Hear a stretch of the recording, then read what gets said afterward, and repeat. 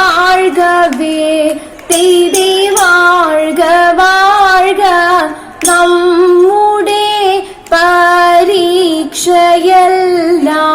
ഭൂമിമേൽ തെയ്തേ വഴിക്കുറായി നടക്ക വേണ്ടി വന്നവരോ നാമെല്ലാം. അയ്യോ, ഈ പിള്ളേരിത് കൊളവാക്കുമെന്നാ തോന്നുന്നേ.